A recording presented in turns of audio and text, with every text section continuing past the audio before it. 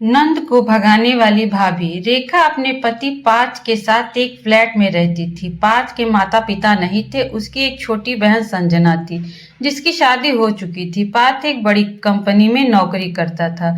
वह अपनी सैलरी लाकर रेखा को देता था। महीने का खर्च चलाने के बाद रेखा के पास बहुत से पैसे बच जाते थे। रेखा हर महीने कपड़े गहने खरीदती थी।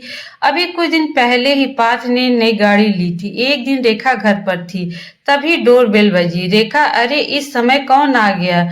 चैन से सोने भी नहीं देते। रेखा दरवाजा खोलती है, सामने उसकी नंद संजना अपने बेटे रवि के साथ खड़ी थी। रेखा, अरे दीदी आप अचानक कैसे आ गई? संजना, बस भाभी आपसे और भैया से मिलने का मन हुआ तो मैं चली आई।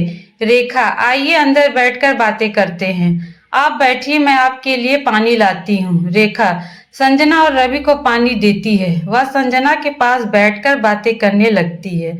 रेखा, और बताइए दीदी आपके ससुराल में सब कैसे हैं? संजना, सब ठीक है भाभी। आप बताइए भैया कैसे हैं? रेखा, बिल्कुल बढ़िया हैं। हमने पिछले महीने ही नई गाड़ी ली है। आप फोन कर देती तो ये आपको लेने आ जाते। तभी रवि बीच में बोल पड़ता है। रवि, बता कहाँ से देती? आज सुबह ही तो लड़ाई हुई थी पापा से। रेखा, दीदी ऐसी क्या बात हो गई कि आपको अचानक आना पड़ा? संजना, भाभी आपको नहीं पता, ये रोज शराब पीकर आते हैं, मुझे मारते हैं और भैया से पैसे लाने के लिए बोलते हैं। इन्हें पता लग गया कि आप लोगों ने गाड़ी ली है, तब से दहेज में गाड़ी ना मिलने के लिए मुझे ताने मारते रहते हैं। रेखा का दिमाग खराब हो गया। वह सोचने लगी, हे भगवान, ये तो अपना घर छोड़कर आ गई। अब यहीं रहेगी। मैं तो पार्थ से पैसे बचाकर जो शॉपिंग करती हूँ यह सब उन्हें बता देगी। पता नहीं कहाँ से आ टपकी। संजना, अरे भाभी आप क्या सोचने लगी? रेखा, नहीं दीदी कुछ नहीं, बस आपके घर के बारे में सोच रही थी। शाम को पार्थ घर आया। अपनी बहन को देखकर वह बहुत खुश हुआ। संजना ने उसे सारी बात बता दी। पार्थ, बहन तू चिंता मत कर, यह घर भी तेरा है। अब तू यहीं रह जब तक जीजाजी सुधर नहीं जाते। तुझे वापस जाने की कोई जरूरत नहीं। रेखा दोनों की बातें सुन रही थी।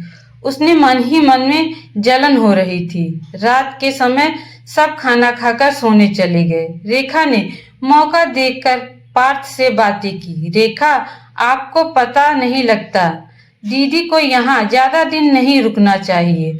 अकेले में तो जीजाजी और ज्यादा शराब पिएंगे। पार्थ, कैसी बात करती हो?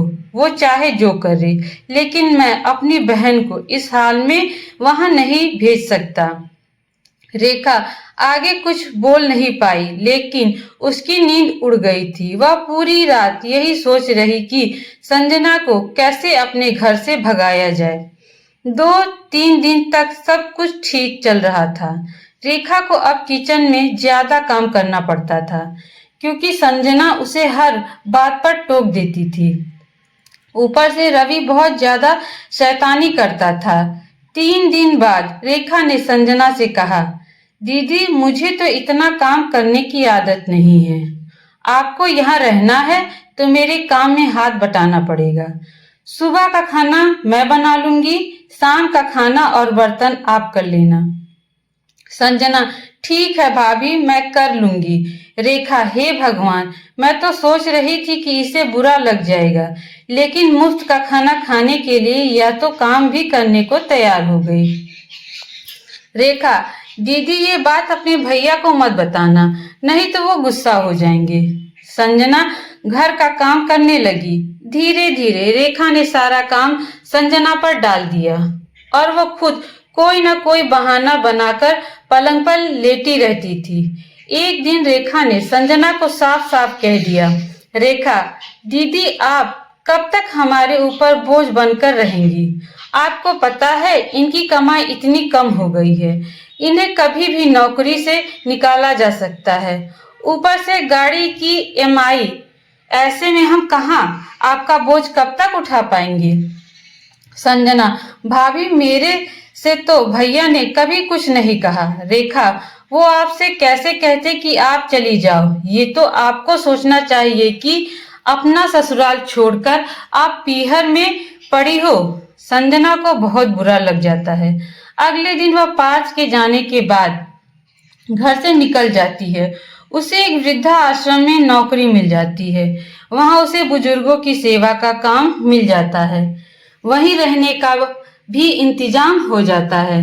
संजना पार्थ को बिना बताए उस वृद्धा आश्रम में पहुंच जाती है। रेखा बहुत खुश थी, लेकिन अब वो पार्थ को कैसे मनाए यही सोच रही थी। शाम को पार्थ आया। उसने देखा कि संजना नहीं है, ना ही रवि कहीं नजर आ रहा है। पार्थ, रेखा संजना कहाँ है? रेखा दीदी को जीजा जी ले गए। उन्हें अपनी गलती का एहसास हो गया। वो आए थे, उन्हें ले गए। पार्थ, तुमने मुझे फोन क्यों नहीं किया? मैं आकर उनसे बात तो करता। रेखा, वो बहुत पछता रहे थे, आपसे नजरें भी नहीं मिलाना चाहते थे, बार बार माफी मांग रहे थे। रेखा के झूठ को पार्थ ने सच मान लिया। पार्थ, चलो यह अच्छा हुआ कि अब मेरी बहन सुखी रहेगी। रेखा बहुत खुश थी। उसकी नंद जा चुकी है। वह अब पहले की तरह ही घूमने जाती, शॉपिंग करती। एक दिन पार्थ से नीचे आया, देखा तो संजना एक कैब में बैठी है और लोगों से बुजुर्गों के लिए डोनेशन मांग रही थी। पार्थ उसके पास गया। पार्थ, बहन तू यहाँ क्या कर रही है? क्या फिर जीजा जी से झगड़ा हो गया? संजना कुछ न बोल सकी। पार्थ को सब समझ में आ गया। वह उसी समय संजना और रवि को लेकर घर आ गया। कुछ देर में रेखा शॉपिंग करके वापस आई। पार्थ और संजना को देखकर वह घबरा गई। पार्थ, रेखा तुम अपना सामान पैक कर लो और अपने पीहर चली जाओ। रेखा पार्थ के पैरों में गिर जाती है। संजना, पार्थ तुम मेरे से बड़े हो, लेकिन आज तुम भी वही काम कर रहे हो जो तुम्हारे जीजा जी ने मेरे साथ किया है। माफ कर दो भाभी को। रेखा, दीदी मुझे माफ कर दो, मुझे अपने कर्मों की सजा मिल रही है। संजना, नहीं भाभी, मैं ही तुम लोगों पर बोझ बन गई थी। पार्थ, भाभी को कुछ नहीं कहना, यह कहकर संजना वहां से चली गई।